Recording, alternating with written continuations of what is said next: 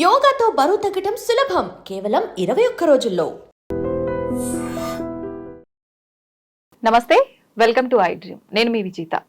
చాలా మందిలో గుండె జబ్బుకి గ్యాస్ట్రిక్ ప్రాబ్లం వల్ల వచ్చే నొప్పికి చాలా మందికి తేడా తెలియదు. మనకు పెయిన్ వచ్చిందనగానే ఇది గుండె నొప్పికి సిమ్టమ్ ఏమో రాబోతుందేమో అని చెప్పి రకరకాలుగా డౌట్స్ పడుతుంటారు, టెన్షన్ పడుతుంటారు.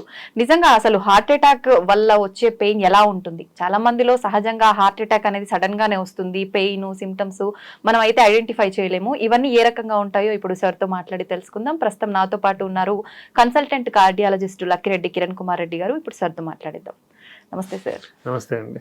సార్, చాలా మంది కూడా గ్యాస్ట్రిక్ నొప్పితో బాధపడుతుంటారు. అది గ్యాస్ట్రిక్ నొప్పా, లేదంటే ఈ మధ్య కాలంలో చాలా మంది సడన్ గా హార్ట్ అటాక్ వచ్చి చనిపోయే వాళ్ళని చూస్తున్నాము.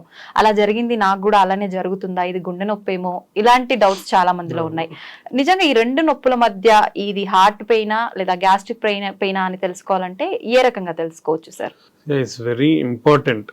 ఫస్ట్ థింగ్ ఏంటంటే మనము హార్ట్ అటాక్ రిలేటెడ్ నొప్ప లేదా గ్యాస్ట్రిక్ పెయిన్ అనేది తెలుసుకోవడం మంచిదే. కానీ దీంట్లో కొన్ని చిన్న పాయింట్స్ కూడా నేను మళ్ళీ ఫైనల్ కన్క్లూజన్ లో చెప్తాను.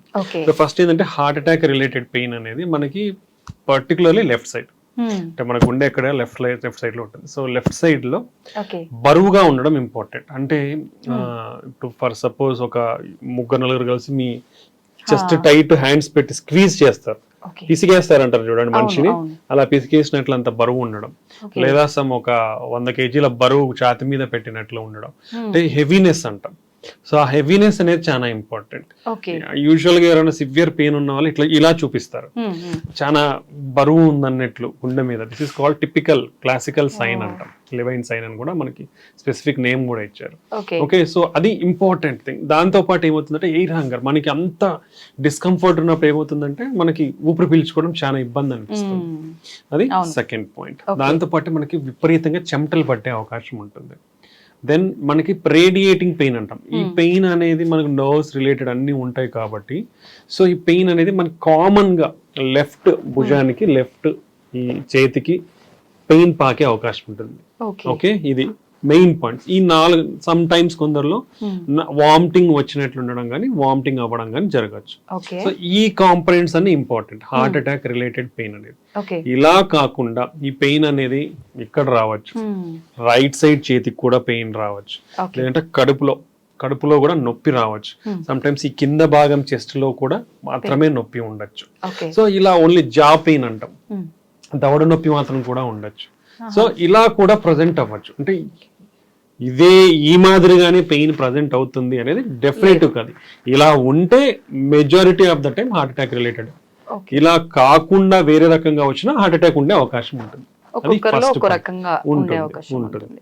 పర్టికులర్లీ మనము age elderly people more than 60 years తీసుకున్నా, ఫీమేల్స్ తీసుకున్నా, దెన్ షుగర్ ఉన్న వాళ్ళు, వీళ్ళ ముగ్గురిలో యూజువల్ గా ఈ టిపికల్ సిమ్టమ్స్ అంటాం. ఇప్పుడు మనం ఏదైతే మాట్లాడుకున్నామో హార్ట్ అటాక్ రిలేటెడ్ పెయిన్, అవి తక్కువగా ఉండే అవకాశం ఉంటుంది. అంటే ఈ విధంగా వాళ్ళకి చాలా తక్కువగా మాత్రమే చూస్తాం. ఓకే, అది.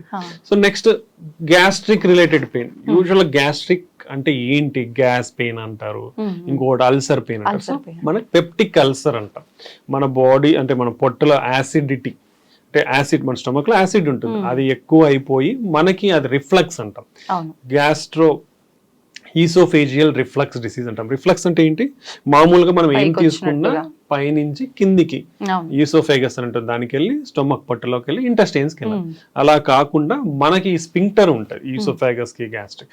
సో ఈ డిస్ఫంక్షన్ ఉన్నప్పుడు కానివ్వండి, మన యాసిడ్ ప్రొడక్షన్ ఎక్కువ ఉన్నప్పుడు కానివ్వండి, హెవీ ఫుల్ తీసుకున్నప్పుడు మనకి ఈ రిఫ్లక్స్ యాసిడ్ అనేది పైకి రిఫ్లక్స్ ఉన్నప్పుడు ఏమవుతుందంటే మంటగా ఉంటుంది, మనకి బర్నింగ్ సెన్సేషన్ ఉంటుంది, కడుపులో మంట. ఈ మొత్తం ఇక్కడ నుంచి స్ట్రైట్ గా మనకి ఈసోఫేజియల్ ట్యూబ్ ఉంటుంది కాబట్టి ఇదంతా బర్నింగ్ సెన్సేషన్ వచ్చి గొంతులో కూడా మంటగా ఉండే అవకాశం, విపరీతమైన తేపులు వస్తాయి వీళ్ళల్లో. Okay, associate with belchings, burpings, belchings, తేపులు ఎక్కువగా ఉండడం, లేదంటే బ్లోటెడ్ సెన్స్ అంటే మన పొట్ట అంతా ఉబ్బిపోయినట్లు ఉండడము అనేది జరుగుతుంది. ఇది gastric related pain. Okay, typical గా ఇది రెండింటికి మేజర్ డిఫరెన్స్. బట్ ఇది ఇంపార్టెంట్ ఎందుకు తెలుసా? గుండె జబ్బులు పర్టికులర్లీ 200 లక్షల మంది సంవత్సరానికి చనిపోతున్నారు గుండె జబ్బుల వల్ల. దాంట్లో కూడా 85% హార్ట్ అటాక్, బ్రెయిన్ స్ట్రోకే. ఓకే, మిగతా 15%లో మిగతా గుండె జబ్బులు కానివ్వండి, ఈ రిలేటెడ్ ప్రాబ్లమ్స్. ఓకే, అంటే దాదాపుగా మనం ఇది తీసుకుంటే ప్రతి 11 సెకండ్లకి ఒక మనిషి గుండె జబ్బులతో చనిపోతున్నాడు. ఎందుకని సార్, అంటే ఎందుకు ఇంత ఎక్కువ గుండె జబ్బులు రావటం? కాబట్టి any type of heart, any type of chest pain, ఎటువంటి ఛాతి నొప్పి అయినా, లైక్ కూర్చున్నట్లు ఉండడం ఉండొచ్చు, మంట ఉండొచ్చు, లేదా ఏదో మైల్డ్ పెయిన్ అనిపించవచ్చు, లేదా ప్రిక్కింగ్ సెన్సేషన్ ఉండొచ్చు, ఓకే, లేదా ఓన్లీ మంటగా ఉండొచ్చు, దురదలాగనో ఇంకోలా, ఇలాంటిది ఉన్నా బరువు అనేదే కాదు, ఎలాంటి ఛాతి నొప్పి మీకు ఫస్ట్ పాయింట్, నొప్పి తగ్గట్లేదు, ఓకే, రెండోది. సెకండ్, ఆ నొప్పి పెరుగుతానే పోతా ఉంది, ఓకే, ప్రొలాంగ్డ్ డ్యూరేషన్, ఎక్కువసేపు నొప్పి ఉంది, ఇంటెన్సిటీ ఆఫ్ పెయిన్ కూడా కొంచెం సివియారిటీ ఆఫ్ ఇంటెన్సిటీ అంటాం, మైల్డ్, మోడరేట్, సివియర్, ఆ నొప్పి ఇంటెన్సిటీ పెరుగుతా ఉంది, తగ్గట్లేదు అంటే ఒక్క నిమిషం కూడా వెయిట్ చేయొద్దండి. అది మీకు మంట ఉండొచ్చు, లేదా మైల్డ్ నొప్పి ఉండొచ్చు, కూర్చున్నట్లు ఉండొచ్చు, ఎలా ఉన్నా ఒకవేళ ఈ సిమ్టమ్స్ ఉంటే, పర్టికులర్లీ మోర్ దెన్ 40 years ఉన్న వాళ్ళు, BP, sugar, cholesterol, smoking, alcohol, family history, abdominal obesity, పొట్ట చుట్టూ ఊబకాయము, ఇలాంటి కిడ్నీ ప్రాబ్లమ్స్ కానివ్వండి, ఇలాంటి రిస్క్ ఫ్యాక్టర్స్ ఎవరికైతే ఉన్నాయో వాళ్ళు మోర్ దెన్ 40 years ఉండి నొప్పి వస్తే ఇమ్మీడియట్ గా ఏ నిమిషం గాని క్షణం గాని నెగ్లిజెన్స్ వహించకుండా, ఆలస్యం చేయకుండా ఒక ఈసీజీ తీయించుకోండి. ఓకే, ఈసీజీ తీయించుకుంటే క్లారిటీగా మనకి హార్ట్ అటాక్ ఉందా లేదా. ఈసీజీ అంటే జస్ట్ ఒక ఈసీజీ 100 to 300 rupees ఉంటుంది అంతే, ఎక్కడ ఏ సెంటర్ లో తీయించుకున్నా గానీ. సో దాంట్లో ఉందా లేదా అని క్లారిటీగా తెలిసిపోతుంది. దాని ద్వారా మీ ప్రాణాన్ని కాపాడుకున్న వాళ్ళు అవుతారు. నెగ్లిజెన్స్ పాటించినారా, అది అది గ్యాస్ట్రిక్ పెయిన్ అనో, లేదంటే కండరాల నొప్పనో, తగ్గుతుందనో నెగ్లిజెన్స్ పాటిస్తే మాత్రం డెఫినెట్లీ ప్రాణం పోయే అవకాశం ఉంటుంది. నా సిన్సియర్ అందరికీ, అంటే ఇది హెల్త్ అవేర్నెస్ చాలా ఇంపార్టెంట్. సో ఎటువంటి పెయిన్ కూడా నెగ్లెక్ట్ చేయొద్దండి. అదే కొందరికి తగ్గుతుందిలా అనే నెగ్లిజెన్స్, బాగా ఇప్పుడు బయటికి లేచిపోయి తీయించుకోవాలా అనే నెగ్లిజెన్స్, ఇవన్నీ అసలు పనికిరావు. అంటే లైఫ్ ఈజ్ మోస్ట్ ఇంపార్టెంట్. అది ఉంటే మళ్ళీ ఏమైనా చేసుకోవచ్చు. ఓకే, ఆ చిన్నపాటి నెగ్లిజెన్స్ అనేది తగ్గించుకొని ఇంత సివియర్ పెయిన్ ఉండి తగ్గకుండా ఉంటే, పెరుగుతానే ఉంటే పెయిన్ అనేది మోస్ట్ ఇప్పుడు ప్రతి ఒక్క 100 meters కి ఏదో ఒక డయాగ్నోస్టిక్ సెంటర్ కానివ్వండి, చిన్న క్లినిక్ కానివ్వండి, నర్సింగ్ హోమ్ కానివ్వండి, ఏదో ఒకటి అవైలబిలిటీలో ఉంటా ఉన్నాయి అందరికీ కూడా. లేదా ఒక పెరిఫరీస్ లో ఉండే టౌన్స్ లో ఉన్న వాళ్ళకి కూడా లాట్ ఆఫ్ ఫెసిలిటీస్ ఉన్నాయి తీయించుకోనికి. ఒక 10 నిమిషాలు మహా అయితే, చిన్న టౌన్ లో ఎటు పోవాలన్నా 10 నిమిషాల కంటే పట్టదు మనకి టైం. సో తీయించుకోవడం వల్ల మీ ప్రాణాన్ని కాపాడుకున్న వాళ్ళు అవుతారు. ఈసీజీలో క్లియర్ కట్ గా హార్ట్ అటాక్ ఉందా లేదా అనేది క్లారిటీగా తెలిసిపోతుంది. మెజారిటీ ఆఫ్ ద టైం, అంటే 99% మనకు కనపడుతుంది. దాంతో లేదా మీ లైఫ్ సేఫ్, హ్యాపీ. ఒకవేళ ఉందా మీకు ఇమీడియట్ గా ట్రీట్మెంట్ అందుతుంది. ట్రీట్మెంట్ ద్వారా మీ ప్రాణాన్ని మీరు కాపాడుకున్న వాళ్ళు అవుతారు అనమాట. సో నా sincere request for every person, ప్రతి ఒక్క మనిషికి 40 సంవత్సరాలు 30 సంవత్సరాలు దాటితేనే ఇప్పుడు హార్ట్ అటాక్ అనేది పెరిగిపోతా ఉంది. ఓకే, సో ఈ ఏజ్ గ్రూప్ పైబడిన వాళ్ళు ఇటువంటి సిమ్టమ్స్ ఉంటే, అంటే ఛాతి నొప్పి ఉంటే ఇమీడియట్ గా ఈసీజీ తీయించుకోండి, మీ ప్రాణాన్ని కాపాడుకోండి. కొంతమంది రెగ్యులర్ చెకప్స్ చేయించుకుంటూ ఉంటారు. అలా చేయించుకున్నప్పుడు మనకు హార్ట్ కి సంబంధించిన ఇబ్బంది రాబోతుందని ముందే దాంట్లో తెలిసే డెఫినెట్లీ అండి. ఈ యాన్యువల్, అంటే ఇప్పుడు అందరూ కూడా రికమెండ్ చేసేది యాన్యువల్ హెల్త్ స్క్రీనింగ్ ప్రోగ్రామ్స్. అవి లాట్ ఆఫ్, అంటే మనం మీ అందరూ గమనిస్తే ఎక్కడో ఒక చోట ఏదో ఒక ఆఫర్ అయితే ఉంటుంది. డయాగ్నోస్టిక్ సెంటర్స్ కానివ్వండి, హాస్పిటల్స్ కానివ్వండి, క్లినిక్స్ కానివ్వండి. So it's not like costly affair also. So దీని వల్ల అడ్వాంటేజెస్ ఏంటంటే, మేము కూడా చాలా చూస్తూ ఉంటాం కదా, బీపీలు, షుగర్లు చాలా బయటపడతాయి, లేదా pre diabetes, pre hyper tension stages బయటపడతాయి, కొలెస్ట్రాల్ అబ్నార్మాలిటీస్. మన భారతదేశంలో 80% మందికి ఏదో ఒక కొలెస్ట్రాల్ అబ్నార్మాలిటీ ఉంది. ఇదంతా డేటా, ఊరికి చెప్పేది కాదు, డేటా అనే చెప్తాం. 80% మందికి ఏదో ఒక కొలెస్ట్రాల్ ప్రాబ్లం ఉంది. ఎల్డిఎల్ మరీ ఎక్కువ ఉందనో, ట్రైగ్లిజరైడ్స్ చాలా ఎక్కువ ఉందనో, హెచ్డిఎల్ చాలా తక్కువ ఉందనో, టోటల్ కొలెస్ట్రాల్ చాలా ఎక్కువ, ఏదో ఒక కొలెస్ట్రాల్ ప్రాబ్లం 80% మందికి ఉంది. ఎంత రిస్క్ లో ఉన్నట్టు. అండ్ ఎవ్రీ డయాబెటిక్స్ తీసుకుంటే 5గురిలో 2-3 డయాబెటీస్ ఉంటున్నారు, అట్లీస్ట్ 5గురిలో 2 బీపీ ఉన్న వాళ్ళు ఉంటున్నారు. అండ్ స్మోకింగ్ అయితే, స్మోకింగ్ వల్ల మన దేశంలో కొన్ని లక్షల మంది చనిపోతా ఉన్నారు. ఇలాంటి బ్యాడ్ హ్యాబిట్స్ కూడా ఎక్కువగానే ఉన్నాయి. సో ఇన్ని ప్రాబ్లమ్స్ ఉన్నప్పుడు ఈ యాన్యువల్ హెల్త్ స్క్రీనింగ్ ప్రోగ్రామ్స్ లో డెఫినెట్లీ కామన్ టెస్ట్లు ఏం చేయించుకోవాలి. ఒకటి మన కొలెస్ట్రాల్ లెవెల్స్ ఏంటి, fasting lipid profile, then sugar, fasting post prandial అంటే తినక ముందు తిన్న తర్వాత, దెన్ HbA1c షుగర్ మన లెవెల్స్ ఎలా ఉన్నాయి లాస్ట్ 3 months అనేది HbA1c లెవెల్. దెన్ పోయినప్పుడు ఎనీవే బీపీ అనేది చెక్ చేస్తారు. యూజువల్ గా కొందరికి హాస్పిటల్కి వెళ్ళినప్పుడు బీపీ కొందరికి ఎక్కువనే కనిపిస్తుంది. వాళ్ళని మళ్ళీ ఎక్కువ ఉన్న వాళ్ళలో ఒక 2 times మినిమం కూర్చోబెట్టి ఒక 15-20 minutes మళ్ళీ చూడాల్సిన అవసరం ఉంది. అంటే కన్ఫర్మ్ చేసుకోండి. ఓకే, బీపీ చూస్తారు, షుగర్ చూస్తారు, దెన్ లిపిడ్ ప్రొఫైల్, ఇవి కంపల్సరీ. నెక్స్ట్ వచ్చేసి కిడ్నీ ఫంక్షన్ టెస్ట్, అవి కూడా కంపల్సరీ. సో ఈ 4 బ్లడ్ టెస్ట్ ప్లస్ హీమోగ్లోబిన్ ఎంత ఉంది, ఈ చిన్న బేసిక్ టెస్ట్లు ఇవి. ఈ బ్లడ్ టెస్ట్లు బేసిక్ టెస్ట్లు చేయించుకొని నెక్స్ట్ ECG 2D ఎకో, ఇవి బేసిక్ కార్డియాక్. ఒకవేళ ఎవరన్నా నడవగలిగితే మోకాలు నొప్పులు కానీ ఇలా లేని వాళ్ళు ట్రెడ్మిల్ టెస్ట్. యాన్యువల్ గా ఇవి చేయించుకుంటే ఇక్కడ ఎన్ని జబ్బులు బయటపడతాయి. బీపీ ఉందా లేదా తెలుస్తుంది, షుగర్ ఉందా లేదా తెలుస్తుంది, కొలెస్ట్రాల్ ప్రాబ్లం ఉందా లేదా తెలుస్తుంది, కిడ్నీ ప్రాబ్లం ఉందా లేదా తెలుస్తుంది. అసలు ఎటువంటి హార్ట్ ప్రాబ్లం అయినా ECG స్కాన్ ట్రెడ్మిల్ లో తెలిసిపోతాయి. అంటే majority of the problems basic టెస్ట్లు చేయించుకోవడం వలన బయటపడిపోతాయి.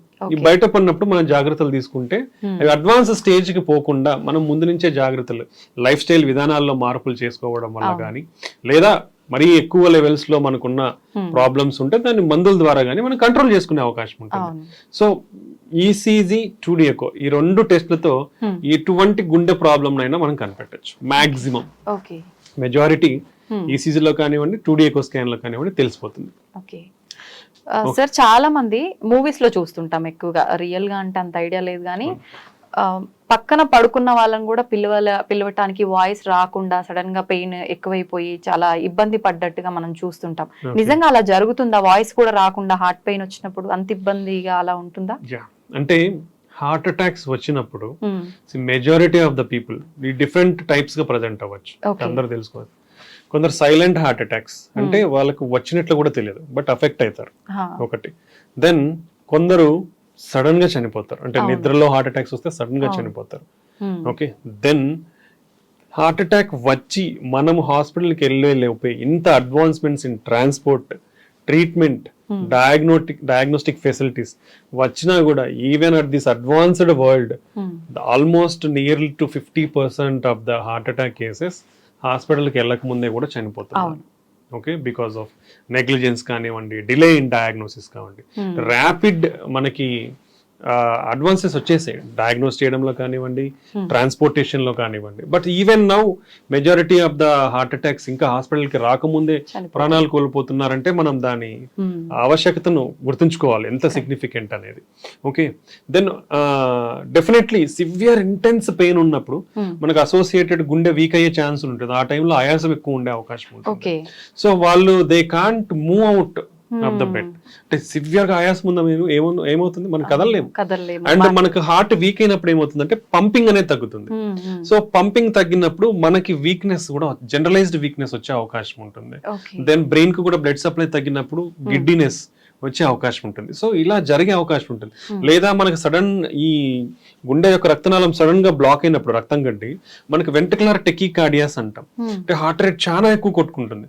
అలా కొట్టుకున్నప్పుడు పంపింగ్ ఇన్ఎఫెక్టివ్ ఉంటుంది. సో పేషెంట్ దాంతోనే ఈ వీక్నెస్ కానివ్వండి, గిడ్డినెస్ కానివ్వండి, లేవలేకపోవడం కానివ్వండి జరిగే అవకాశం ఉంటుంది. సో ఈ వెంట్రికులర్ టెకీకార్డియాతోనే ఇఫ్ అది ఇమీడియట్ గా ట్రీట్ చేయాలి. ఇమీడియట్ ట్రీట్మెంట్ ఏంటి, షాక్ ఇవ్వాల్సి ఉంటుంది. దానికి అది రికగ్నైజ్ చేయడానికి ఎంతమందికి సాధ్యం అవుతుంది తెలియదు. ఓకే, సో అలాంటి వాళ్ళు ఒక నిమిషం అట్లా డిలే అయిందంటే వాళ్ళు ప్రాణాలు వెళ్ళిపోతాయి, సడన్ గా చనిపోతారు. సో ముందు జాగ్రత్త అనేది చాలా ఇంపార్టెంట్. సో ఇలాంటి అడ్వర్స్ ఈవెంట్స్ ని ప్రివెంట్ చేయాలంటే మనం రెగ్యులర్ హెల్త్ స్క్రీనింగ్ ప్రోగ్రామ్స్ అనేది కంపల్సరీ చేయించుకోవాలి.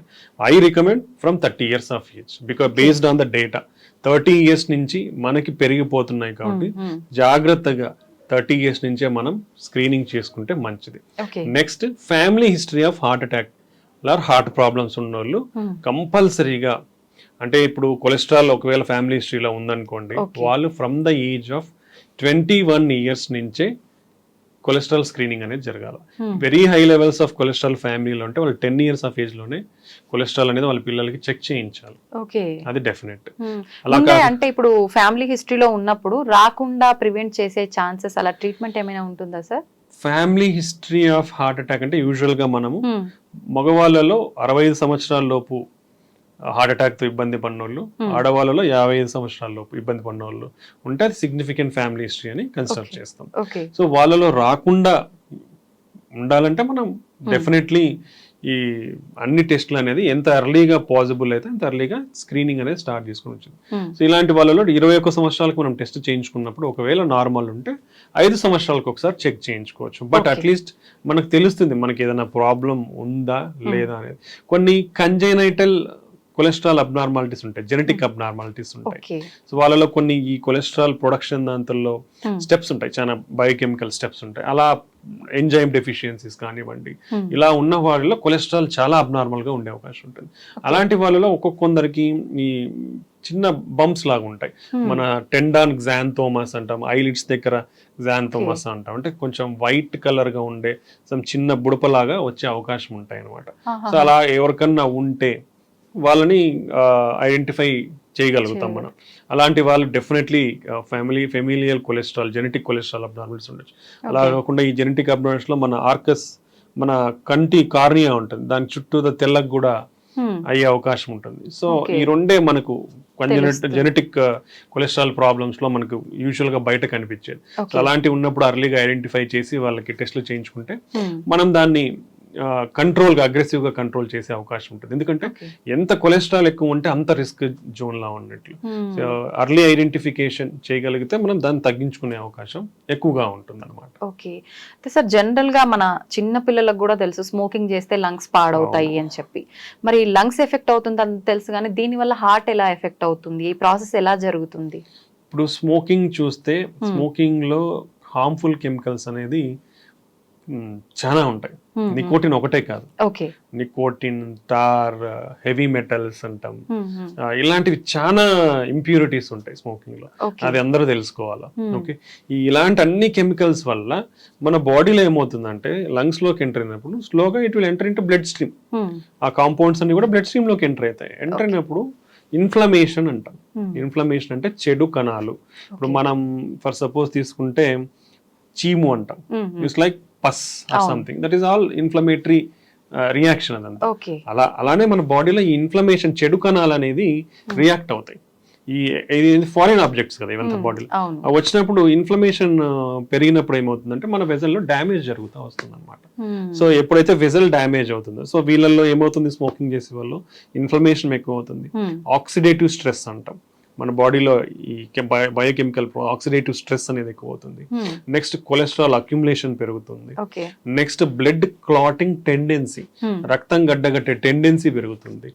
సో ఇలాంటి చాలా వాసోస్పాజం అంటే మన రక్తనాళాలు ఏవైతే ఉంటాయి ముడుచుకుపోయే అవకాశం ఉంటుంది. అంటే ఇప్పుడు ఆల్మోస్ట్ 5-6 మెకానిజమ్స్, బేస్ మెకానిజమ్స్ చెప్పాను, ఇవన్నీ పెరిగిపోతాయి స్మోకింగ్ చేసే వాళ్ళలో. ఇవన్నీ పెరిగిపోయినప్పుడు ఏమవుతుంది, మన బ్లడ్ వెజల్స్ అనేది అక్యుములేట్ అయిపోయి, కొలెస్ట్రాల్ అక్యుములేట్ అయిపోయి నిదానంగా పెరిగిపోతుంది. హెవీ స్మోకింగ్ చేసినప్పుడు ఇవి సడన్ గా రప్చర్ అయిపోతాయి. అంటే మన బ్లడ్ వెజల్స్ పొరలు ఉంటాయి, ఈ పొరల కింద అక్యుములేట్ పెరిగిపోయి ఉంటాయి. ఎప్పుడైతే ఈ స్ట్రెస్, ఆక్సిడేటివ్ స్ట్రెస్, ఇన్ఫ్లమేషన్, ఈ చెడు కణాలు అనేది ఎక్కువైపోతే వచ్చినాయి అనుకోండి, అదంతా లిక్విఫై అవుతా వస్తుంది. లిక్విఫై అయిపోయి ఏమవుతుంది, సడన్ గా ఆ పైన పొర పగిలిపోతుంది. పగిలిపోయినప్పుడు బ్లడ్ కి ఎక్స్పోజ్ అవుతాయి. ఇవన్నీ కూడా బ్యాడ్ సెల్స్ అన్ని ఎక్స్పోజ్ అయినప్పుడు రక్తం గడ్డగట్టిపోతుంది ఫాస్ట్ గా.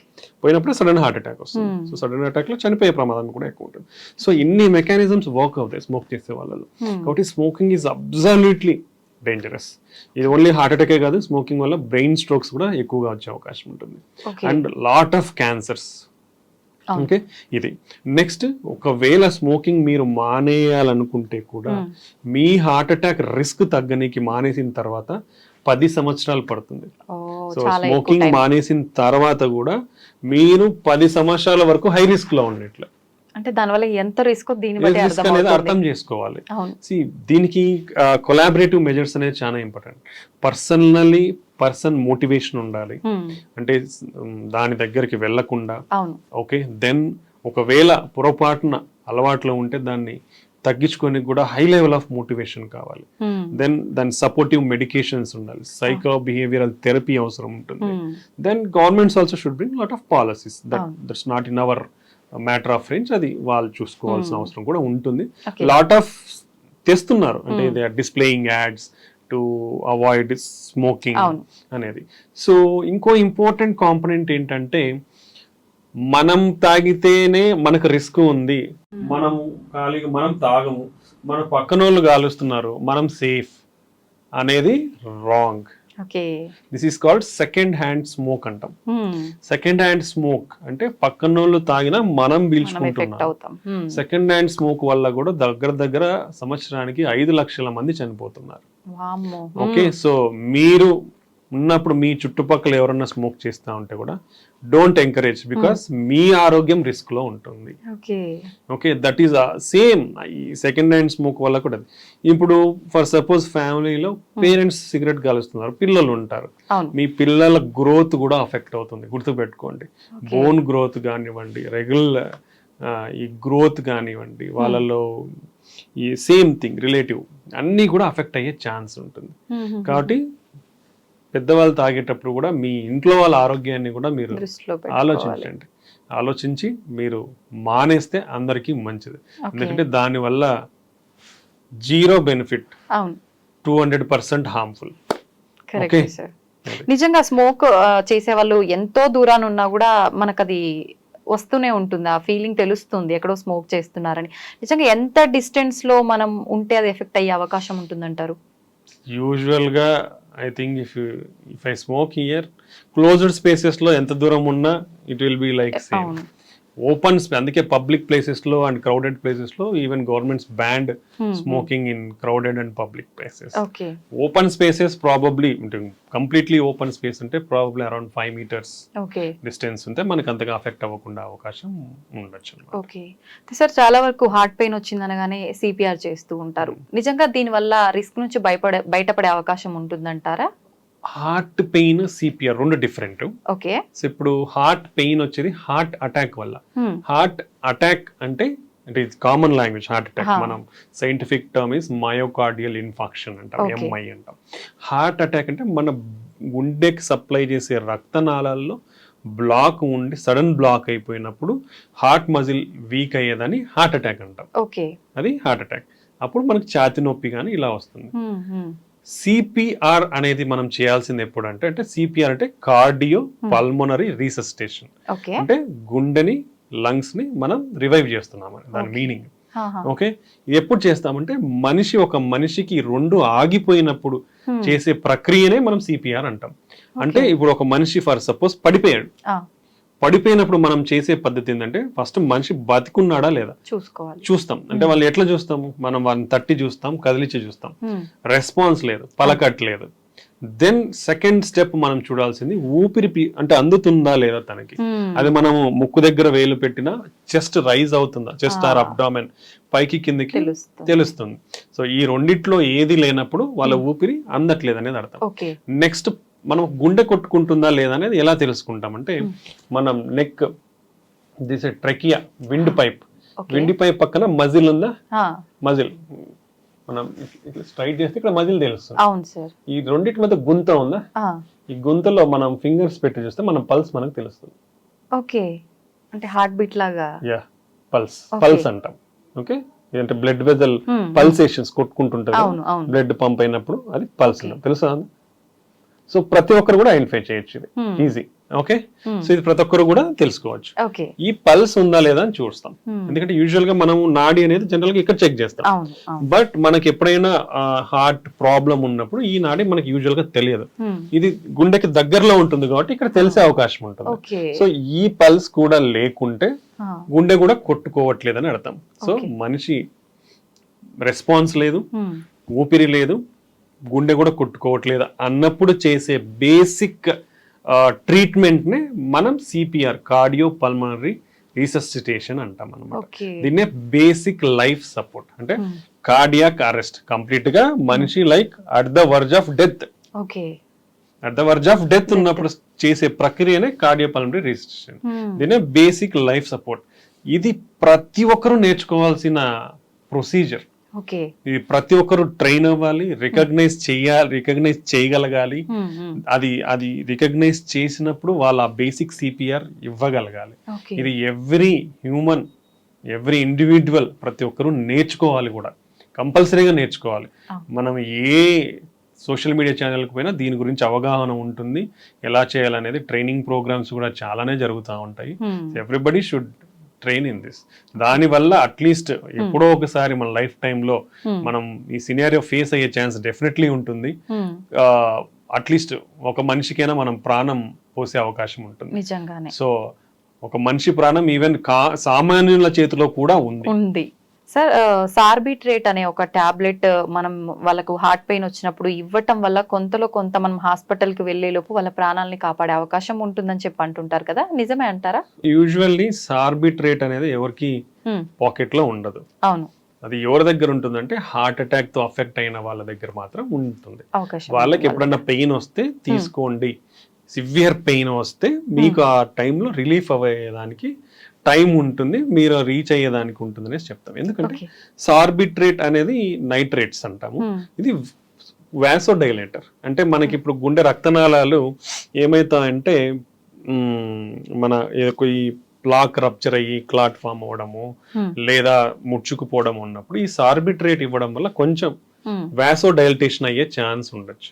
ఆ వాసోడైలటేషన్ వల్ల మనకి కొంచెం బ్లడ్ ఫ్లో సరఫరా అయ్యే ఛాన్స్, అట్లీస్ట్ ఏదైతే బ్లాక్ అయింది కాకుండా మిగతా బ్లడ్ గుండె రక్తనాళకైనా ఏదైతే ఓపెన్ ఉంటుందో దానిలోకైనా కొంచెం రక్తం సరఫరా ఎక్కువ అయ్యి ఆ ఎఫెక్ట్ ని మనకి తగ్గించే అవకాశం ఉంటుంది అనమాట. ఓకే, సో అలా మనకి ఇది తోడ్పడుతుంది. సో మన పెయిన్ ని తగ్గించే అవకాశం ఉంటుంది. అంటే యూజువల్ గా మనం కొల్లెటరల్స్ అంటాం. ఒకవేళ ఇది మూసుకుపోయినా ఆపోజిట్ వెజల్ నుంచి ఓపెన్ అయ్యే అవకాశం ఉంటుంది అనమాట. Small vessels. అప్పుడు ఈ బ్లడ్ వెజల్ ద్వారా ఏదైతే రక్తం సరఫరా తగ్గిందో ఇక్కడ నుంచి కొంచెం సరఫరా అవడం వల్ల ఈ పెయిన్ ఇంటెన్సిటీ అనేది తగ్గే అవకాశం ఉంటుంది. సో అలా ఆల్రెడీ హార్ట్ అటాక్ తో బాధపడిన వాళ్ళు కానివ్వండి, లేదంటే స్టంట్స్ వేయించుకున్న వాళ్ళు లేదా బైపాస్ వేయించుకున్న వాళ్ళకి ఎమర్జెన్సీగా పెయిన్ అనేది ఎక్కువ వస్తే ఈ బీపీ టాబ్లెట్ నాలుగు కింద పెట్టుకుంటే అబ్జర్వ్ అయిపోయి ఆ ఎఫెక్ట్ చూపించి మనకు తగ్గే అవకాశం ఉండొచ్చు. బట్ ఈ టాబ్లెట్ అనేది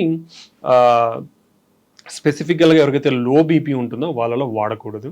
then other class of drugs ఉన్నాయి, ఆ క్లాస్ ఆఫ్ డ్రగ్స్ వాడే వాళ్ళలో కూడా అది వాడకూడదు అనమాట. ఒక చిన్న 2-3 కాంట్రా ఇండికేషన్స్ ఉన్నాయి. సో అవి చూసే డాక్టర్స్ అనేది ప్రిస్క్రైబ్ చేస్తారు ఎవరిలో వాడాలా అనేది. అంతేగాని ప్రతి ఒక్కరూ వేసుకుంటే తగ్గుతుందా అని మనం చెప్పలేము. ఎందుకంటే ఫస్ట్ ఏ రకమైన హార్ట్ పెయిన్ అనేది కనుక్కోవడం ఇంపార్టెంట్ రాదర్ దాన్ టాబ్లెట్ కంటే. ఇప్పుడు ఆ టాబ్లెట్ వేసుకొని తగ్గట్లేదు అనుకోండి, లేట్ అవుతుంది, డిలే అవుతుంది నీ డయాగ్నోసిస్. ఎప్పుడైతే డయాగ్నోసిస్ అనేది డిలే అవుతుందో అప్పుడు మోర్ అఫెక్ట్ అయ్యే ఛాన్స్ ఉంటుంది. సో ఎనీథింగ్ చెస్ట్ పెయిన్ తో ప్రజెంట్ అయ్యే వాళ్ళు ఒకవేళ మీరు వేసుకున్న లైక్ కొందరు ఎకోస్ప్రిన్ వేసుకోమని చెప్తారు. సో అలా వేసుకున్నా మీరు ఇమీడియట్ గా పోయి ఈసీజీ తీయించుకోవడం ఇంపార్టెంట్ అనమాట. సో చాలా మందిలో ఎక్కువగా ఏదైనా విన్నా వెంటనే రియాక్ట్ అయిపోతుంటారు. అమ్మో నాకు గుండెలో నొప్పి వస్తుంది అది విన్న దగ్గర నుంచి అని చెప్పి చెమటలు పడుతుంటాయి, సడన్ గా పెయిన్ అని కూర్చుండిపోతుంటారు. ఇలా చాలా సార్లు జరుగుతూ ఉంటుంది కొంతమందిలో. ఇది హార్ట్ అటాక్ రావడానికి సిమ్టమ్స్ అని అనుకోవచ్చు అంటారా?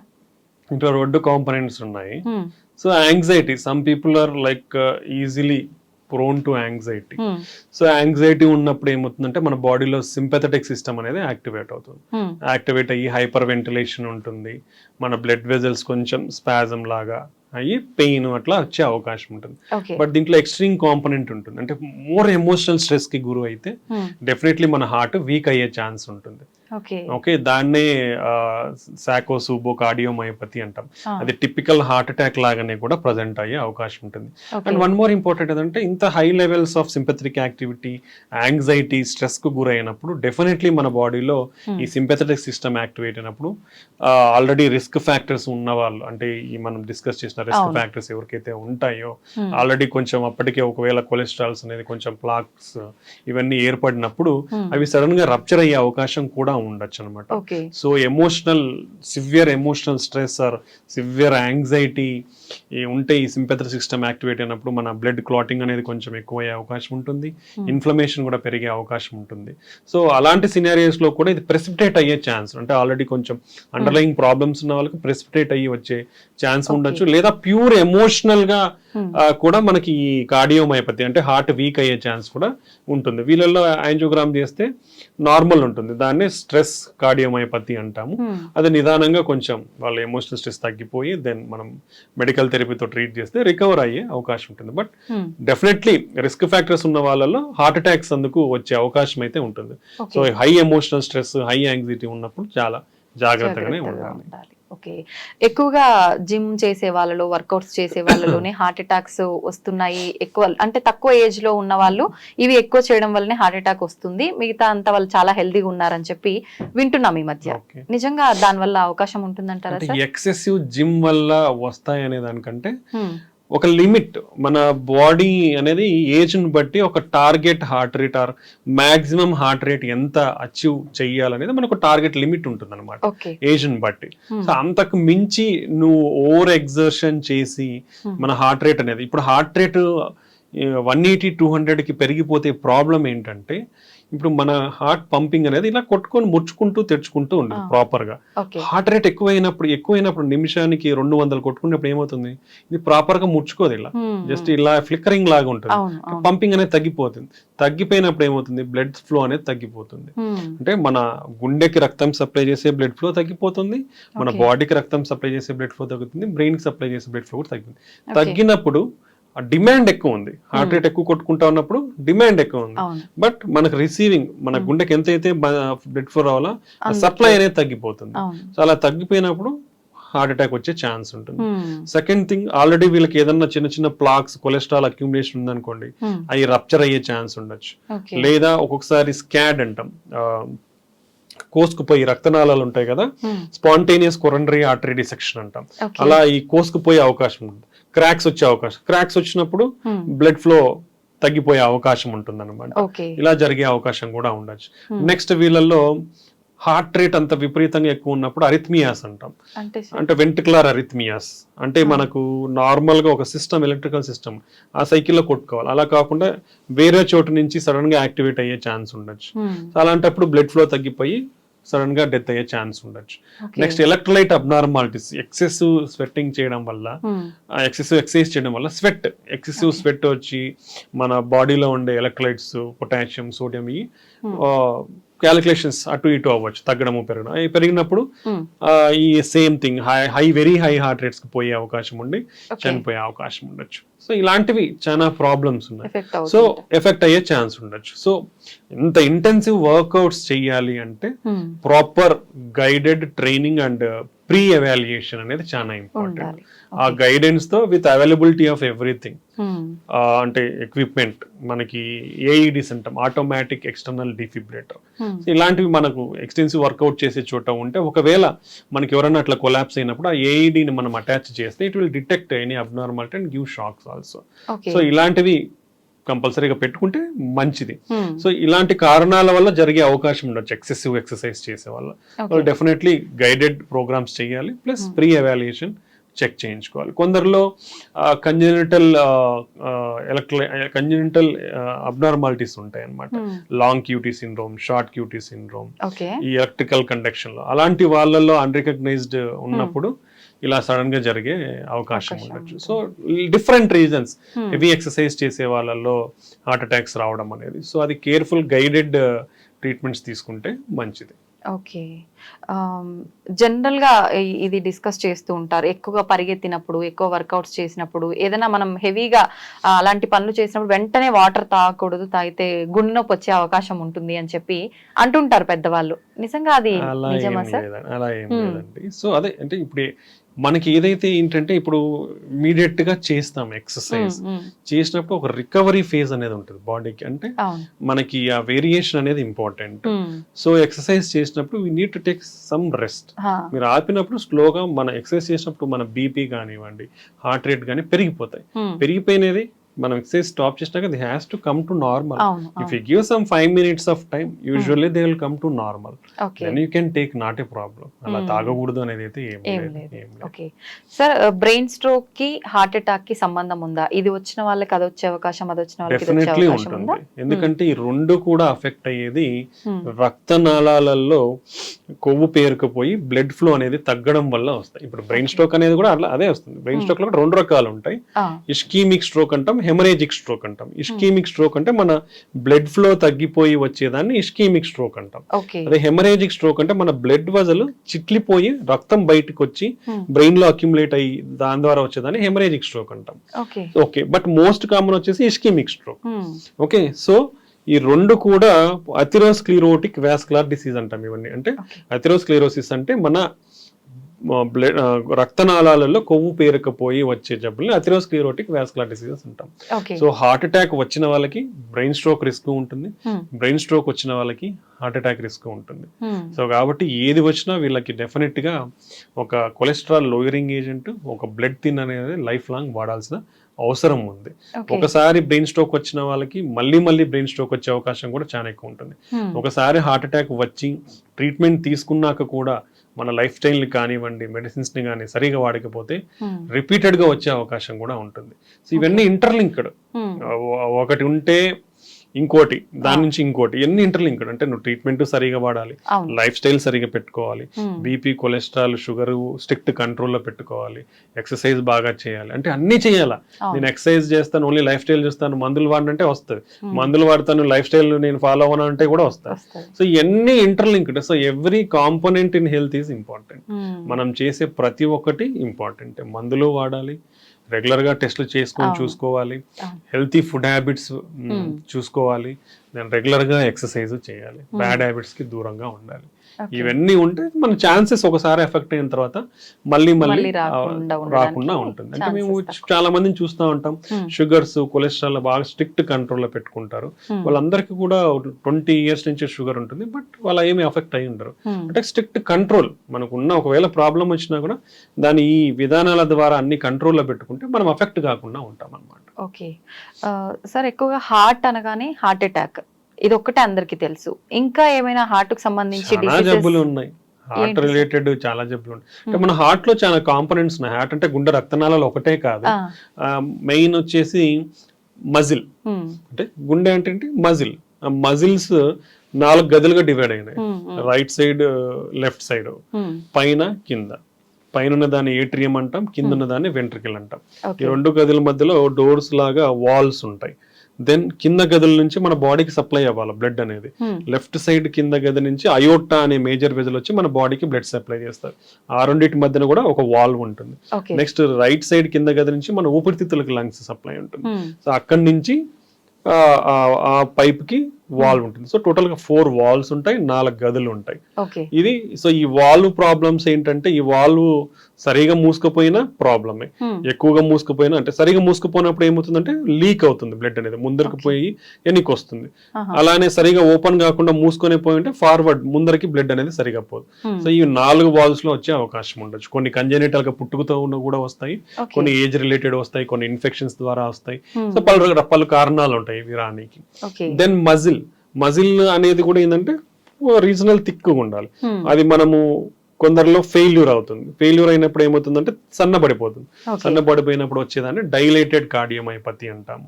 లేదా కొందరిలో జెనెటిక్ అబ్నార్మాలిటీ ఉండి, లేదా బీపీ ఉన్న వాళ్ళు, కిడ్నీ ప్రాబ్లమ్స్ ఉన్న వాళ్ళలో మందం ఎక్కువగా ఉండే అవకాశం. మందంగా ఎక్కువ ఉన్నప్పుడు ఏమవుతుందంటే రిలాక్సేషన్, అంటే మన గుండె ఎలా అయితే ముడుచుకుంటుందో అలా ప్యూర్ గా మళ్ళీ రిలాక్స్ అవ్వాలి, తెరుచుకోవాలి. అలా మజిల్ తిక్కుగా ఉన్నప్పుడు ఏమవుతుందంటే బాగా ముడుచుకుంటుంది కానీ సరిగా రిలాక్స్ కాదు. రిలాక్స్ అయినప్పుడు మనం రిసీవింగ్ బ్లడ్ అనేది తగ్గిపోతుంది. తగ్గిపోయినప్పుడు ఫార్వర్డ్ పంపింగ్ కూడా తగ్గిపోతుంది. సో దీన్నే హైపర్ట్రోఫిక్ కార్డియోమైపతి అంటాం. లేదా రెస్ట్రిక్ట్, అంటే ఒక్కొక్కసారి మన కండరంలో some deposits, extra fibrous deposits, amyloidosis, ఇట్లా ఎక్కువ డిపాజిట్స్ అయ్యే ఏదన్నా అబ్నార్మల్ మెటీరియల్ అనేది డిపాజిట్ అయినప్పుడు దాన్ని రెస్ట్రిక్టివ్ కార్డియోమైపతి, అప్పుడు కూడా అది రిలాక్స్ సరిగా కాదు కాబట్టి దాన్ని రెస్ట్రిక్టివ్ కార్డియోమైపతి అంటాం. సో ఇలా డిఫరెంట్ మజిల్ డిసార్డర్స్ అనేది కూడా ఉన్నాయి. దెన్ మన గుండెలో ఎలక్ట్రికల్ కండక్షన్ సిస్టమ్ ఉంటుంది. మన రైట్ సైడ్ ఏట్రియం దగ్గర మెయిన్ స్విచ్ ఉంటుంది, దాన్ని ఎస్ఏ నోడ్ అంటాం. దెన్ ఈ 4 గదుల జంక్షన్ ఉంటుంది, అక్కడ ఏవి నోడ్ అంటాం, అంటే మోడరేటర్, అంటే పైన ఎలక్ట్రికల్ యాక్టివిటీ ఇక్కడికి వస్తుంది, అప్పుడు ఈ 2 పైన కొట్టుకుంటాయి, ఇక్కడ సమ్ మైల్డ్ డిలే ఉంటుంది, ఈ డిలే అయ్యి మళ్ళీ కిందికి వెళ్ళిపోతుంది, అంటే ఇవి పుష్ చేసినప్పుడు ఇవి ఓపెన్ అవుతాయి, ఇక్కడ కింద బ్లడ్ రిసీవ్ అవుతుంది, మళ్ళీ ఇది పంప్ చేసినప్పుడు ఈ పైట్ రిలాక్స్ అయితే మన బాడీకి బ్లడ్ సప్లై, కొంచెం డిలే ఉంటుంది అనమాట. ఆ నుంచి మళ్ళీ కింద గదులకు ఎలక్ట్రికల్ ఇంపల్సెస్ కరెంట్ అనేది ఫ్లో అయ్యి ముడుచుకుంటాయి అనమాట. సో ఈ ఎలక్ట్రికల్ కండక్షన్ సిస్టమ్ లో ప్రాబ్లమ్స్ ఉంటే మన హార్ట్ రేట్ పెరగచ్చు, తగ్గచ్చు. సో దీంట్లో కూడా రకరకాల టెకికార్డియాస్ అంటాం అనమాట. సో ఇలాంటి దానిలో కూడా చాలా జబ్బులు ఉన్నాయి.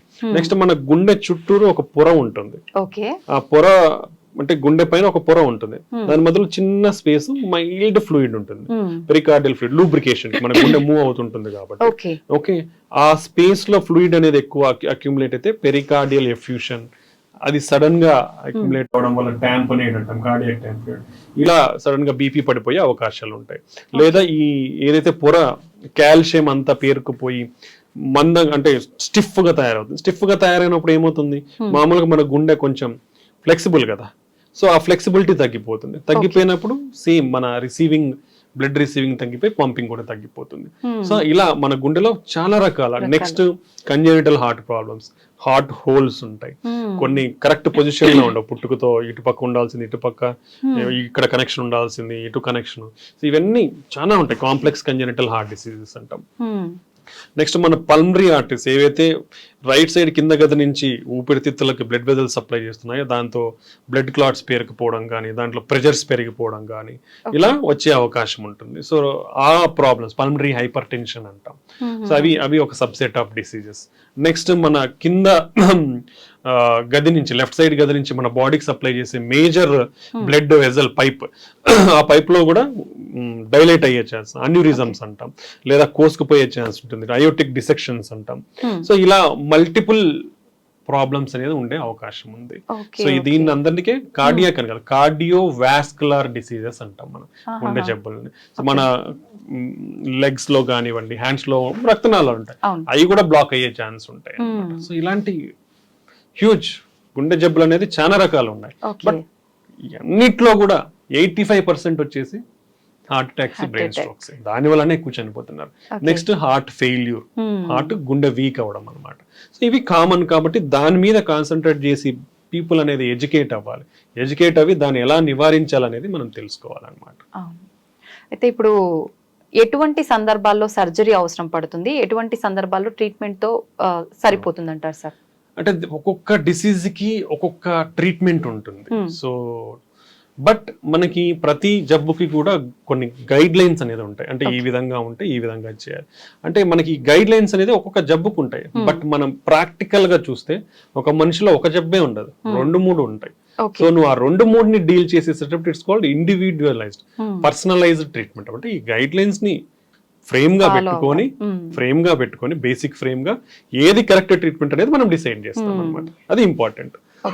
That is called patient centric approach అంటాం. అంటే పేషెంట్ కి ఏం ప్రాబ్లం ఉంది, ఎటువంటి ప్రాబ్లమ్స్ ఉన్నాయి అవి చూసుకొని, అంటే గుండెది ఒకటే కాదు, వాళ్ళ కిడ్నీ ప్రాబ్లమ్స్ ఉంటాయి, లంగ్ ప్రాబ్లమ్స్ ఉంటాయి, లివర్ ప్రాబ్లమ్స్ ఉంటాయి.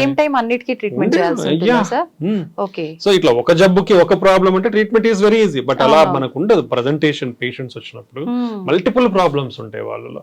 సో అలా అన్ని ప్రాబ్లమ్స్ ని చూసి వాళ్ళకి ఏది బెస్ట్ ట్రీట్మెంట్ స్ట్రాటజీ అనేది డిసైడ్ చేయాల్సిన అవసరం ఉంటుంది. ఇప్పుడు ఫర్ సపోజ్ హార్ట్ అటాక్ లో గుండె రక్తనాళాలు బ్లాక్స్ మూసుకుపోయినప్పుడు ఇచ్చే ట్రీట్మెంట్ మనకు తెలిసింది 2 స్టంట్స్ కానివ్వండి, open heart surgery, bypass. But ఇంతకు ముందు 20 సంవత్సరాలకు ముందు తీసుకుంటే మనకి పెద్దగా ట్రీట్మెంట్స్ లేవు. బట్ ఇప్పుడు ఎవ్రీథింగ్, ఈవెన్ నువ్వు వాల్వ్ మార్చాలన్నా, ఏదైతే మేజర్ వాల్వ్స్ ఉన్నాయో అవి మార్చాలంటే కూడా ఓపెన్ హార్ట్ సర్జరీ అవసరం లేకుండా ట్రీట్మెంట్స్ అనేది వచ్చేసాయి. ఇప్పుడు వెరీ అడ్వాన్స్డ్ నౌ. గుండె జబ్బులను ట్రీట్ చేసే విధానాలు ఎంత అడ్వాన్స్డ్ అంటే అంత అడ్వాన్స్ అయిపోయాయి. సో ఓపెన్ హార్ట్ అవసరం లేదు మెజారిటీ వార్డ్స్ కి.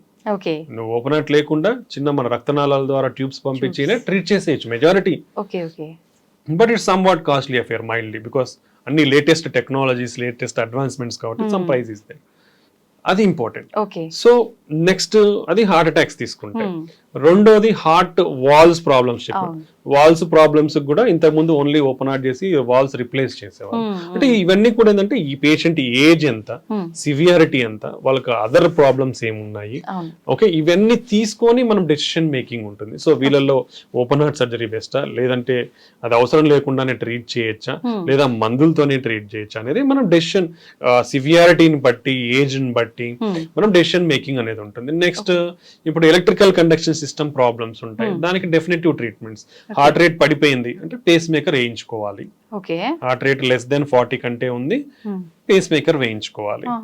నెక్స్ట్ వచ్చేసి మన హార్ట్ రేట్ అనేది ఫ్రీక్వెంట్ గా ఎక్కువ కొట్టుకుంటా ఉంది, దానికి డిఫరెంట్ ట్రీట్మెంట్స్. ఒకటి ఏంటంటే ఐసిడి, పేస్ మేకర్ లాంటిది ఇంట్రాకార్డియాక్ డిఫిబ్రిలేటర్ అంటాం. సో అలాంటిది విపరీతంగా హార్ట్ రేట్ అనేది ఎక్కువ కొట్టుకుంటా ఉంటే మనం అది సజెస్ట్ చేస్తాం. లేదా వాళ్ళకి ఇప్పుడు ఎలక్ట్రోఫిజియలాజికల్ స్టడీస్ అంటాం, అంటే అది ఎక్కడి నుంచి వస్తుంది, దాంట్లో డిఫరెంట్ మెకానిజమ్స్ వల్ల వస్తాయి హార్ట్ రేట్ ఎక్కువ కొట్టుకోవడం అనేది. ఎక్కడి నుంచి వస్తుంది అనేది మనం ఐడెంటిఫై చేసి ఆ సర్క్యూట్ ఏదైతే ఉంటుందో దాన్ని చిన్న మనం థెరపీ ద్వారా ట్రీట్ చేస్తే ఆ సర్క్యూట్ వెళ్ళిపోతుంది. వెళ్ళిపోయినప్పుడు అది తగ్గే అవకాశం ఉంటుంది. దాన్ని రేడియో ఫ్రీక్వెన్సీ అబ్లేషన్ అంటాం. దాంట్లో huge technologies, basic 2D analysis లేదా 3D ఇమేజింగ్ మెథడ్స్ కూడా ఉంటాయి, CAR2 అంటాం. దాంట్లో డిఫరెంట్ టెక్నాలజీస్ ఉన్నాయి అన్నమాట. రీసెంట్ గానే నేను ఒక న్యూస్ చూసాను పేపర్ లో, 1.2 lakhs ఆ మెడిసిన్ అది తీసుకుంటే గుండెకి సంబంధించిన జబ్బులు రాకుండా ఉండే అవకాశం ఉంటుంది, దాని నుంచి బయటపడే అవకాశం ఉంటుంది అని చెప్పి. ఏంటి సార్ ఇదంతా నిజమైన? చాలా కాస్ట్లీ కూడా కదా అది. అంటే ఇది రీసెంట్ డెవలప్మెంట్ అండి. ఏంటంటే ఇంక్లిజిరాన్ ఇంజెక్షన్ అంటాం అది. సో బేసికలీ మనకు ఆల్రెడీ దీనికంటే ముందే PCSK9 ఇన్హిబిటర్స్ అని ఉన్నాయి. అదేంటంటే మన కొలెస్ట్రాల్ ని, అంటే ఇప్పుడు లివర్ పైన LDL రిసెప్టర్స్ ఉంటాయి, అంటే మన LDL బ్యాడ్ కొలెస్ట్రాల్ ని తీసుకొని లివర్ లోకి తీసుకొని మనకి ఆ బ్యాడ్ కొలెస్ట్రాల్ ని తగ్గిస్తాయి అనమాట. సో మనకి ఇంతకు ముందు ఉన్న PCSK9 ఇన్హిబిటర్స్ అంటే మోనోక్లోనల్ యాంటీబాడీస్. ఆ యాంటీబాడీస్ ఇచ్చినప్పుడు బాడీలో అవి PCSK9 కి అటాచ్ అయిపోయి, సో ఆ ఎఫెక్ట్ అంటే ఆ PCSK9 ఎంజైమ్ ఏదంతా ఆ ఎఫెక్ట్ LDL రిసెప్టర్స్ మీద లేకుండా ప్రభావితం చూపేది. దాని ద్వారా LDL రిసెప్టర్స్ అనేది లివర్ పైన అబండెంట్ గా ఉండి LDL బ్యాడ్ కొలెస్ట్రాల్ అనేది లివర్ లోకి తీసుకొని డిస్పోజ్ చేయడం వల్ల కంట్రోల్ చేసేది. అది ఒక మెకానిజం. ఇప్పుడు ఈ ఇన్క్లిజిరాన్ ఏంటంటే ఈ ఇన్క్లిజర్ అనేది జీన్ లెవెల్లో మనకి, అంటే RNA సైలెన్సింగ్ RNA జీన్ లెవెల్లో పనిచేస్తుంది అనమాట.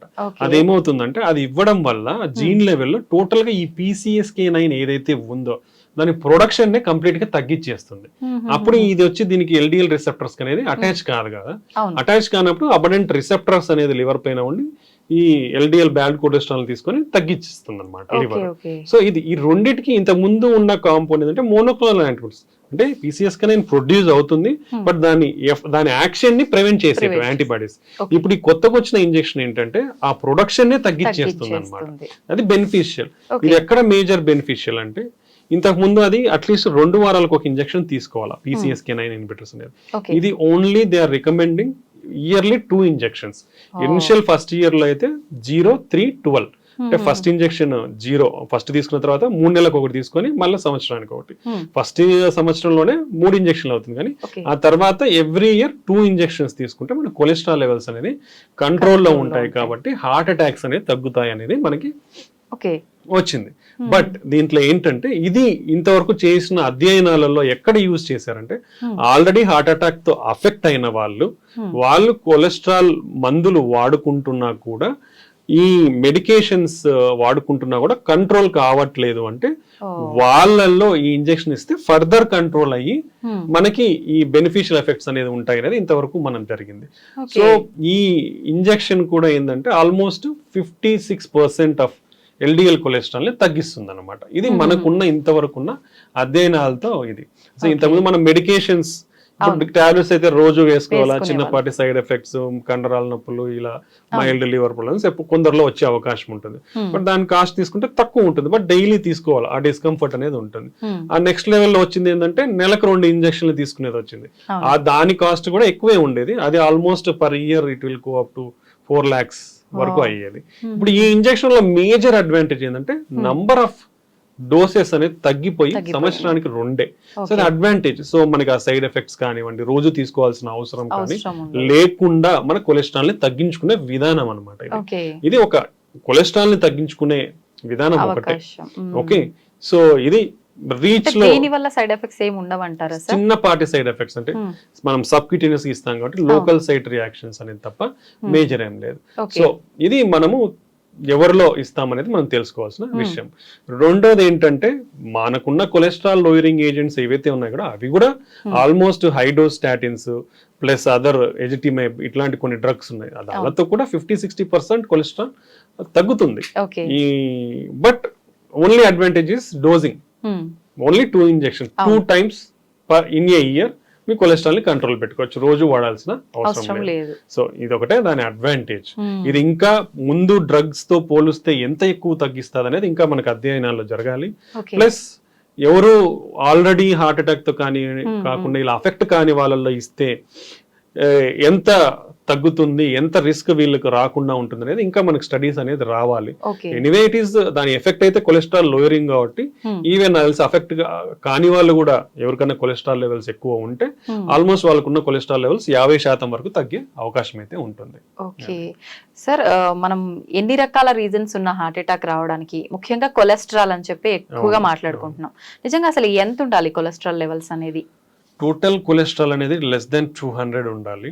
ఎల్డిఎల్ కొలెస్ట్రాల్ అనేది మన రిస్క్ చేస్తాం అంటే ప్రతి ఒక్క మోర్ దెన్ 40 years పైన ఉన్న వాళ్ళకి మనకి రిస్క్ స్కోరింగ్ సిస్టమ్స్ అనేది atherosclerotic disease scoring system ASCVD vascular disease risk scoring systems. అది కొన్ని పారామీటర్స్ మన బీపీ లెవెల్స్ ఎంత ఉన్నాయి, కొలెస్ట్రాల్ లెవెల్స్ ఎంత ఉన్నాయి, మనకు షుగర్ ఉందా లేదా అనేది కొన్ని కన్సిడర్ చేసుకొని రిస్క్ స్కోరింగ్ ఉంటుంది. లో, intermediate, high, very high risk అన్నట్లు ఉంటుంది అనమాట. సో ఈ రిస్క్ స్కోర్ ని బట్టి మనం లెవెల్స్ అనేది కంట్రోల్లో పెట్టుకోవాలని చూస్తారు. యూజువల్ గా ఎల్డిఎల్ కొలెస్ట్రాల్ అనేది లెస్ దెన్ 100 ఉండాలి. లెస్ దెన్ 100 ఉంటే మనం తక్కువ రిస్క్ లో ఉన్నట్టు. దానికంటే తక్కువ ఉంటే ఇంకొంచెం బెనిఫిట్స్ ఉంటాయి అనేది ఉంది. అంటే ఎంత తక్కువ ఉంటే అంత బెనిఫిట్ అనేది ఇంపార్టెంట్. సో ఇలా మనం కొలెస్ట్రాల్ లెవెల్స్ ని total cholesterol, LDL cholesterol, HDL cholesterol అనేది మోర్ దాన్ 50 to 60 ఉండాలి. ఓకే, దెన్ ట్రైగ్లిజరైడ్స్ అనేది లెస్ దాన్ 150 ఉండాలి. దెన్ ఇవి కాకుండా మనకి నాన్ హెచ్డిఎల్ కొలెస్ట్రాల్ అంటే హెచ్డిఎల్ అంటే గుడ్ కొలెస్ట్రాల్, అది కాకుండా మిగతా మొత్తం కొలెస్ట్రాల్ ని నాన్ హెచ్డిఎల్ కొలెస్ట్రాల్ అంటాం. సో ఆ నాన్ హెచ్డిఎల్ కొలెస్ట్రాల్ కూడా లెస్ దెన్ 100 ఉండాలి. ఓకే, అంటే ఇది మనం ఆడవారిలో అయినా మగవారిలో అయినా ఏజ్ వాళ్ళలో అయినా ఇంతే నెంబర్ ఉండాలా సార్? అందరిలో. ఓకే, దెన్ మనకి ఈ కొలెస్ట్రాల్ కాకుండా అదర్ కాంపోనెంట్స్ కూడా మనం కన్సిడర్ చేయాలి అనేది కొత్త గైడ్ లైన్స్ సూచిస్తున్నాయి. పర్టికులర్లీ ఇన్ఫ్లమేషన్ అంటాం, అంటే చెడు కణాలు రియాక్షన్ అంతా కూడా మనం ఇన్ఫ్లమేషన్ అంటాం. అది హై సెన్సిటివ్ సిఆర్పి అంటాం, అది లెస్ దాన్ 2 nanograms/deciliter ఉండాలి. దెన్ అపోలైపోప్రోటీన్ బి అంటాం, దెన్ అనదర్ అపోలైపోప్రోటీన్ బి కూడా లెస్ దాన్ 100 ఉండాలి. Next you're having one lipoprotein A అనేది లెస్ దాన్ 50 ఉండాలి. సో ఇలా ఈ కొలెస్ట్రాల్ కాకుండా ఈ మిగతా పారామీటర్స్ కూడా మనం మానిటర్ చేయాల్సిన అవసరం ఉందన్నమాట. సో ఇవి నార్మల్ వాల్యూస్ ఎట్లా ఉండాలి, అబ్నార్మల్ వాల్యూస్. ఇప్పుడు almost total cholesterol more than 240 ఉంటే ట్రీట్ చేయాలి, ట్రైగ్లిజరైడ్స్ మోర్ దెన్ 200 ఉంటే ట్రీట్ చేయాలి, ఎల్డిఎల్ కొలెస్ట్రాల్ మోర్ దెన్ 190 ఉంటే కంపల్సరీ, అదే లెస్ దెన్ 40 ఉన్న వాళ్ళలో మోర్ దెన్ 160 ఉంటే ట్రీట్ చేయాలి. ఓకే, ఇవి మనకున్న గైడ్ లైన్స్. సో ఇవన్నీ డిఫరెంట్ కంట్రీకి డిఫరెంట్ గైడ్ లైన్స్ ఉన్నాయి, బట్ ఆల్ గైడ్ లైన్స్ కూడా ఇవే సూచిస్తాయి అనమాట. సో డెఫినెట్లీ అందరూ కూడా at the age of 21 years cholesterol screening అనేది స్టార్ట్ చేయాలి. ఒకవేళ నార్మల్ ఉంటే ఎవ్రీ 5 years కి చేయించుకోవచ్చు. అబ్నార్మల్ ఉంటే మనం దాని స్ట్రిక్ట్ లో life style initially life style measures అంటే ఇప్పుడు మైల్డ్ బార్డర్ లైన్ ఉన్నాయి అనుకోండి, లైఫ్ స్టైల్ మెజర్స్ ద్వారా లైక్ ఫుడ్, హెల్తీ ఫుడ్ తీసుకోవడం, ఆయిల్ ఫుడ్స్ తగ్గించుకోవడం, దెన్ కావాల్సినంత మాత్రమే మనం ఫుడ్ ఇంటేక్ అనేది ఉండడం, ఎనర్జీ ఎక్స్పెండిచర్ ఉండడం, ఆ బ్యాలెన్స్డ్ ఫుడ్ అనేది important. Next regular exercise, daily exercise అనేది మనం ఎనర్జీ స్పెండ్ చేయాలి. సో ఇవన్నీ చేసినప్పుడు కూడా మనం కొలెస్ట్రాల్ లెవెల్స్ ని కంట్రోల్ చేసుకునే అవకాశం ఉంటుంది. ఇది లైఫ్ స్టైల్ మెజర్స్ తో కూడా కంట్రోల్ కానప్పుడు then we have to go for drug therapy. So ఈ విధంగా మనము స్ట్రాటజికల్ గా మనము మనకు చెక్ చేసుకొని లైఫ్ స్టైల్ ని మార్చుకోగలిగితే మెజారిటీ ఆఫ్ ద టైం తగ్గించుకునే అవకాశం ఉంటుంది. ఓకే సార్, చాలా మంది చెప్తుంటారు నెయ్యి తీసుకోవడం అనేది మంచిది, గుడ్ కొలెస్ట్రాల్ ఉంటుంది అని చెప్పి, కానీ ఎంత మోతాదులో తీసుకుంటే అది మంచిది అనేది కూడా లిమిట్ చూసుకోవాలంటుంటారు కదా, అలా చూసుకోవాలంటారా నెయ్యి విషయంలో కూడా? డెఫినెట్లీ అండి. యాక్చువల్లీ దీంట్లో కొన్ని ప్రొటెక్టివ్ కాంపౌండ్స్ ఉన్నాయి లిపిడ్స్ పరంగా చూసుకుంటే. కొన్ని మోనో సాచురేటెడ్ ఫ్యాటీ యాసిడ్స్ ఇవి కూడా ఎక్కువనే ఉన్నాయి. సో 2 రకాలు ఉన్నాయి కాబట్టి సో మనకు రికమెండేషన్స్ ఉన్నాయి గీ వరకు. సో 1 teaspoon పర్ డే అదైతే డైలీ రికమెండెడ్ తీసుకోవచ్చు. సో అంతకు మించి తీసుకుంటే some bad cholesterol definitely increase అయ్యే ఛాన్స్ డెఫినెట్లీ ఉంది. సో దట్స్ వై ఇంటి లాట్ ఆఫ్ స్టడీస్ కూడా జరిగాయి ఎంత అమౌంట్ ఆఫ్ గీ తీసుకోవాలి. Particularly Indians are more familiar with intake of ghee. ఎక్కువగా నెయ్యి తీసుకునే అలవాటు అనేది మన సాంప్రదాయాల ఆచరణలో ఉంది కాబట్టి సో మన రిస్క్ ప్రొఫైల్కి ఎలా ఉంది అనేది కూడా స్టడీస్ జరిగాయి. దాంట్లో మనకు రికమెండేషన్స్ ఏంటంటే ఈ ఎవరైతే ఓన్లీ 1 teaspoon వరకు నెయ్యి ఒక రోజుకి తీసుకుంటే వాళ్ళకి హార్ట్ అటాక్స్ అనేది ఆర్ హార్ట్ ప్రాబ్లమ్స్ అనేది తక్కువగా ఉన్నాయి. అదే దానికంటే ఎక్కువగా తీసుకుంటే వాళ్ళల్లో హార్ట్ హెల్త్ ప్రాబ్లమ్స్ అనేది పెరిగే అవకాశం ఉంది. So 1 teaspoon per day is recommended. పాలు పెరుగు విషయానికి వస్తే చాలా మంది అది కూడా అంటుంటారు కొలెస్ట్రాల్ ఎక్కువగా తీసుకోవద్దు అని చెప్పి. తీసుకోవచ్చండి. మనకి even best diet Mediterranean diet అనే చెప్తాము హార్ట్ రిలేటెడ్ తీసుకుంటే. దాంట్లో కూడా మనకి it is recommended dairy products అనేది తీసుకోవచ్చు అనేది. Even per day at least 1 to 2 coffee కానివ్వండి తీసుకోవచ్చు, but not more than that. అలానే మనం తీసుకుంటే butter is not advisable. Okay, but cheese అనేది at least per week 2 to 3 times అనేది కూడా రికమెండెడ్ ఉంది దాంట్లో. బట్ క్వాంటిటీ అనేది మనం లిమిటెడ్ క్వాంటిటీ అనేది ఏదైనా మినిమం టు మోడరేట్ క్వాంటిటీ ఉన్నప్పుడు ఏం కాదు. ఎనీథింగ్ ఓవర్ క్వాంటిటీ తీసుకుంటే డెఫినెట్లీ సైడ్ ఎఫెక్ట్స్ అనేది ఉంటుంది. సో మన బేసిక్ పిరమిడ్ లో కూడా ఏంటంటే పైన టిప్ ఆఫ్ ద పిరమిడ్ లో ఉంటాయి ఇవన్నీ. కాబట్టి limited amount per week limited amount of dairy products అనేది definitely daily dairy products daily అనేది 1 to 2 times తీసుకోవచ్చు. That's advisable only, but not in more quantities. ఇప్పుడు కాఫీ అయితే 1 to 2 cups per day. Butter better to be avoided. Cheese, curd ఇవన్నీ కూడా తీసుకోవచ్చు. దానివల్ల అయితే హార్మ్ఫుల్ అయితే ఏం లేదు. Okay, thank you sir, thank you very much. నిజంగా హార్ట్ అనేసరికి చాలా రకాల డౌట్స్ ఎప్పటికప్పుడు మనం మాట్లాడుకున్నా కూడా ఇంకా కొత్త కొత్త డౌట్స్ వస్తూనే ఉన్నాయి. చాలా మంది కామెంట్ లో కూడా పెడుతున్నారు. మరొక మంచి ఎపిసోడ్ లో ఒక మంచి ఇంట్రెస్టింగ్ టాపిక్ ఏంటి అంటే హార్ట్ ట్రాన్స్ప్లాంటేషన్ గురించి మాట్లాడుకుందాం sir. Thank you sir, thank you very much. And for more videos, Please subscribe to iDream. Please subscribe to iDream. Please subscribe iDream. And please subscribe to iDream. For more videos, subscribe to iDream. please like, share and subscribe to the channel. Congratulations, iDream. Subscribe to iDream. Subscribe to iDream. So subscribe to iDream Media. iDream ki iDream team andarki huge congratulations. Please subscribe iDream Media. Please subscribe to iDream. Subscribe iDream. Please subscribe to iDream. iDream అంటే నా కళల channel subscribe చేసుకున్నారు, నోరు తిరుగుతలేదు. మీరైతే గంట గుర్తు కొట్టండి. For more such videos, please subscribe to iDream. Subscribe to iDream. Please subscribe to iDream. Please subscribe iDream Media. Please do subscribe to iDream. Please subscribe to iDream Media. For best entertainment and information, please subscribe iDream. And don't forget to subscribe to iDream.